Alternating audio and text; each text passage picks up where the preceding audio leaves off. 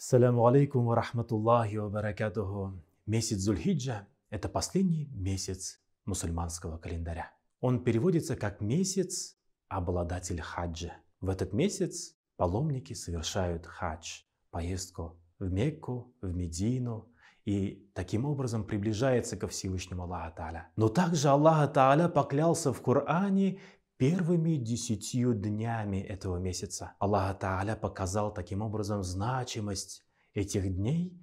И в хадисе пророк Мухаммад алейхиссаляту вассалям говорит: самыми любимыми днями, заполненными поклонением и приближающими к милости Всевышнему, это первые 10 дней месяца Зульхиджа. И самым ценным днем, основным днем хаджа — это день Арафат, 9-й день месяца Зульхиджа. Этот день желательно провести в посте.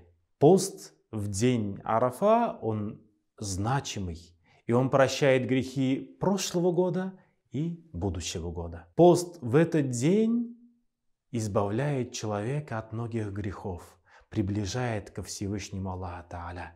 И те благодеяния, которые мы делаем в эти дни, они особо ценны. Так как пророк Мухаммад алейхиссаляту вассалям говорит: самый ценный день для благих деяний — это день Арафа.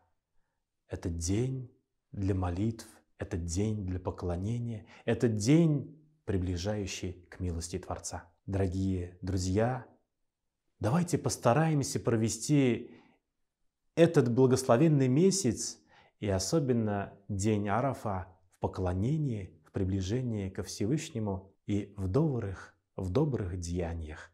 И таким образом получим милость и благодать от Всевышнего Аллаха Тааля.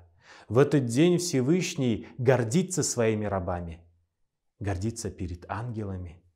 И в этот день Аллах Тааля избавляет наибольшее количество людей от мук ада.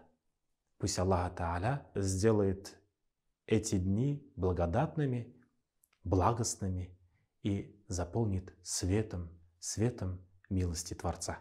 Ассаляму алейкум ва рахматуллахи ва баракатуху.